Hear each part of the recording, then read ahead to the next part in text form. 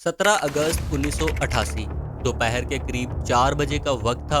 Bahawalpur airport पर एक C-130 हेराक्लिस plane runway पर खड़ा था, जिसमें पाकिस्तान का सबसे ताकतवर आदमी सवार होने वाला था, जनरल मोहम्मद जियाउल हक। वो शख्स जो पिछले 11 साल से मुल्क पर हुकूमत कर रहा था, जो मार्शल लॉ लगाकर भुट्टो को फांसी दे चुका था और जिसके दुश्मन अंदर और बाहर हर जगह मौजूद थे। उस दिन वो बहावलपुर में एक मिलिट्री डेमोन्स्ट्रेशन देखने आया था और उसके साथ अमेरिकन एम्बेसडर आर्नल्ड रैफल भी थे। Zia was accompanied by the American ambassador to Pakistan, Arnold Raphael, along with Brigadier General Herbert Watson. US defence attache भी थे और पाकिस्तान का chief of army staff general Akhtar Abdurrahman भी था। ये सब लोग उस C-130 में सवार हुए क्योंकि उन्हें इस्लामाबाद वापस जाना था और ये सिर्फ 45 मिनट की फ्लाइट होनी थी। प्लेन रनवे पर आया, टेक ऑफ के लिए रेडी हुआ और फिर 3:46 पर प्लेन हवा में था, लेकिन टेक ऑफ के सिर्फ 3 मिनट बाद कंट्रोल टावर से राब्ता खत्म हो गया। कोई मीडिया कॉल नहीं आई, कोई इमरजेंसी सिग्नल नहीं भेजा गया। बस अचानक से खामोशी छा गई और जमीन पर जो लोग थे उन्होंने देखा कि प्लेन अचानक ऊपर नीचे लेफ्ट और राइट होने लगा, जैसे कोई उस पर कंट्रोल ही नहीं कर रहा। और फिर एक जबरदस्त आवाज के साथ वो प्लेन जमीन से जा टकराया। आग भड़क उठी, धुआं आसमान तक चला गया और जब लोग क्रैश साइट पर पहुंचे तो बस जलती हुई लाशें थीं और प्लेन के टुकड़े। 30 लोग थे इस प्लेन में और एक भी नहीं बचा। इस एक क्रैश ने पूरी दुनिया को शौक दे दिया था, लेकिन असली शौक तो अभी बाकी था, क्योंकि आज तक किसी को ये पता ही नहीं चल सका कि ये एक्सीडेंट था या कत्ल। के मुख्य समाचार: पाकिस्तान के राष्ट्र और सेनापति जनरल जियाउल हक का एक विमान दुर्घटना में देहांत हो गया। दोस्तों, जियाउल हक सिर्फ एक जनरल या डिक्टेटर नहीं था, वो एक ऐसा शख्स था जिसने पाकिस्तान की सियासी और फौजी तारीख को हमेशा के लिए बदल दिया था। 1977 में जब उन्होंने अपने ही प्राइम मिनिस्टर जुल्फकार अली भुट्टो के खिलाफ कॉप किया, तब से लेकर 1988 तक वो इस मुल्क के मुतलिक हाकिम बनकर रहे। उन्होंने भुट्टो को फांसी दी, मार्शल लॉ नाफिज किया, इस्लामिक लॉज लागू किए और सबसे बड़ी बात ये कि उन्होंने पाकिस्तान को अफगानिस्तान की जंग में घसीट दिया। जब 1979 में सोवियत यूनियन ने अफगानिस्तान पर हमला किया तो अब अमेरिका को ऐसा पार्टनर चाहिए था जो सोवियत यूनियन के खिलाफ लड़ सके, और जिया ने अपने मुल्क को CIA और अमेरिकन डॉलर्स के हवाले कर दिया। बिलियंस ऑफ डॉलर्स पाकिस्तान आ रहे थे। ISI और CIA मिलकर अफगान मुजाहिदीन को ट्रेन कर रहे थे और जिया इन सब के बीच में एक मजबूत पिलर बनकर खड़े थे। लेकिन इतनी ताकत के साथ इतने दुश्मन भी आ गए कि गिनना मुश्किल था। अंदर मुल्क में उनसे नफरत करने वालों की लंबी लाइन थी। पाकिस्तान पीपल्स पार्टी के वर्कर्स, जिनके प्यारे लीडर भुट्टो को उन्होंने फांसी दी थी, अपोजिशन पॉलिटिशियंस जो मार्शल लॉ के खिलाफ आवाज उठा रहे थे, और फिर आर्मी के अंदर भी वो लोग जो जिया की डिक्टेटरशिप से बिल्कुल खुश नहीं थे, क्योंकि जिया ने हर चीज अपनी पसंद के मुताबिक की थी। जिसे वो पसंद करते थे उसे ऊपर चढ़ा देते और जिसे नहीं करते उसे साइडलाइन कर देते। बाहर भी मुश्किलात कम नहीं थीं। इंडिया जो हमेशा से पाकिस्तान को कमजोर देखना चाहता था, सोवियत यूनियन जो अफगानिस्तान वार की वजह से जिया को अपना सबसे बड़ा दुश्मन मानता था, और फिर कुछ लोगों का ये भी कहना था कि अमेरिका खुद भी जिया से थक चुका था, क्योंकि अब अफगानिस्तान से सोवियत यूनियन की वापसी शुरू हो चुकी थी। 17 अगस्त का दिन बिल्कुल नॉर्मल शुरू हुआ था। जिया बहावलपुर गए थे एक मिलिट्री डेमोन्स्ट्रेशन देखने, जिसमें अमेरिकन टैंक का टेस्ट चल रहा था। सुबह से शाम तक सब कुछ प्लान के मुताबिक चला, और फिर जब शाम ढलने लगी तो फैसला हुआ कि अब इस्लामाबाद वापस चलना चाहिए। C-130 हेराक्लिस प्लेन पाकिस्तान एयरफोर्स का सबसे भरोसेमंद एयरक्राफ्ट माना जाता था। पायलट्स तजर्बाकार थे और सब ने सोचा कि 45 मिनट में इस्लामाबाद पहुंच जाएंगे, लेकिन तकदीर ने कुछ और ही लिखा था। सिर्फ 3 मिनट बाद कंट्रोल टावर को पता चला कि प्लेन से राब्ता टूट गया है। रेडियो खामोश हो गया था और नीचे जमीन पर जो लोग थे उन्होंने अपनी आंखों से देखा कि प्लेन का बिहेवियर बिल्कुल अजीब हो गया था।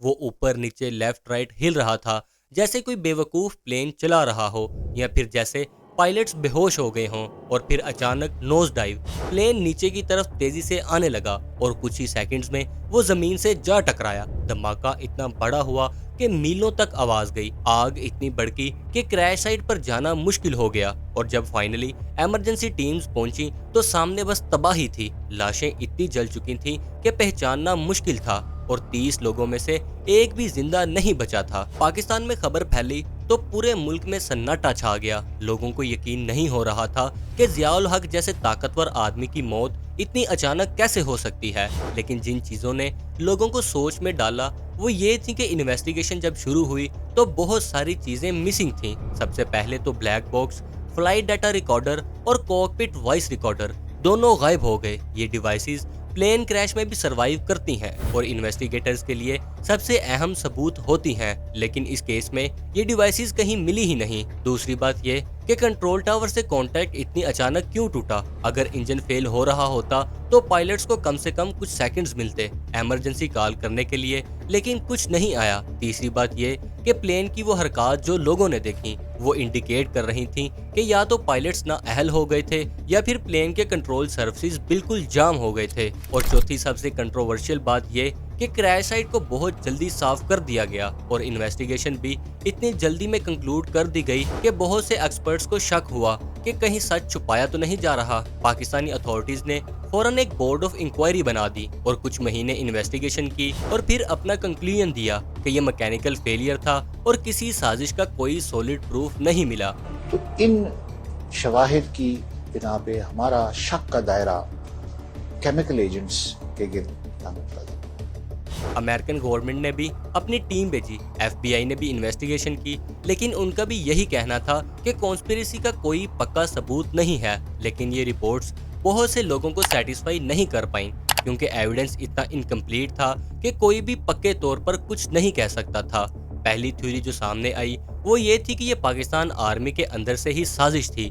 कुछ लोगों का कहना था कि प्लेन में कोई डिवाइस रखा गया था जो जहरीली गैस या धुआं छोड़े और पायलट्स को बेहोश कर दे, और जब वो बेहोश हो जाएं तो प्लेन अपने आप क्रैश हो जाए। ये थ्योरी इसलिए बनी क्योंकि प्लेन में सिक्योरिटी चेक इतनी अच्छी नहीं थी और कुछ VIP तोहफे जिनमें आमों की पेटियां भी प्लेन में रखी गई थीं, जिन्हें अच्छे से स्कैन नहीं किया गया था। कुछ गवाहों ने यह भी कहा कि उन्होंने प्लेन के अंदर से धुआं उड़ते देखा था, लेकिन ये बात कंफर्म नहीं हो सकी। अगर ये सच है तो सवाल ये बनता है कि किसने किया और क्यों। कुछ लोगों का ख्याल था कि आर्मी के अंदर कुछ जनरल्स थे जो ज़िया से बहुत नाराज थे। इलेक्शंस होने वाले थे, बेनजीर भुट्टो एग्जाइल से वापस आने वाली थी और अगर ज़िया हट जाते तो शायद मुल्क एक नए दौर में दाखिल हो सकता था। दूसरी थ्योरी फॉरेन इन्वॉल्वमेंट की थी और इसमें सबसे ज्यादा नाम CIA, KGB और RA का लिया जाता था। कोल्ड वार खत्म होने वाली थी, सोवियत यूनियन अफगानिस्तान से वापस जा रहा था और अब अमेरिका को ज़िया की उतनी जरूरत नहीं रह गई थी। ऊपर से ज़िया का न्यूक्लियर प्रोग्राम उनके लिए टेंशन बन रहा था क्योंकि ऑफिशियली तो अमेरिका कहता था कि पाकिस्तान बॉम्ब नहीं बना रहा, लेकिन सबको पता था कि प्रोग्राम चल रहा है। कुछ थ्योरीज कहती हैं कि CIA ने फैसला कर लिया था कि अब ज़िया को हटाना जरूरी है, लेकिन इस थ्योरी का कोई सॉलिड प्रूफ कभी सामने नहीं आया। सोवियत एंगल भी था क्योंकि KGB अफगानिस्तान वार में बहुत एक्टिव थी और ज़िया उनका सबसे बड़ा दुश्मन था। तो क्या KGB ने प्लेन में साजिश की थी? इंडिया का RA भी सस्पेक्ट लिस्ट में था क्योंकि ज़िया ने 1984 में सियाचिन ऑपरेशन में इंडिया को सरप्राइज दिया था और कश्मीर में भी इंसर्जेंसी को सपोर्ट कर रहे थे, लेकिन फिर से ये सब सिर्फ अंदाजा था। तीसरी थ्योरी सबसे सिंपल थी और वो ये कि शायद ये सच में सिर्फ एक एक्सीडेंट था। C-130 प्लेन्स कभी कभी टेक्निकल फेलियर्स का शिकार होते हैं। इंजन प्रॉब्लम हो सकता है, शायद कोई टेक्निकल ग्लिच आ गया और प्लेन क्रैश हो गया। ये एक्सप्लेनेशन सबसे सीधी है, लेकिन फिर भी ये सारे सवालों का जवाब नहीं देती। ब्लैक बॉक्स क्यों मिसिंग है? क्राइम सीन को क्यों इतनी जल्दी साफ किया गया? और अगर सच में सिर्फ एक्सीडेंट था तो अथॉरिटीज ने पूरी शफाफियत क्यों नहीं दिखाई? सालों बाद इन्वेस्टिगेटर्स ने खुद एक्नॉलेज किया कि इन्वेस्टिगेशन में प्रेशर था और सब कुछ उतना मुकम्मल नहीं हो पाया जितना होना चाहिए था। गवाहों के अच्छे से इंटरव्यू नहीं किए गए और बहुत जल्दी में केस क्लोज कर दिया गया। क्यों? शायद इसलिए कि अगर असली सच सामने आता तो बहुत बड़े लोग मुश्किल में आ सकते थे, चाहे वो पाकिस्तान के अंदर हों या बाहर।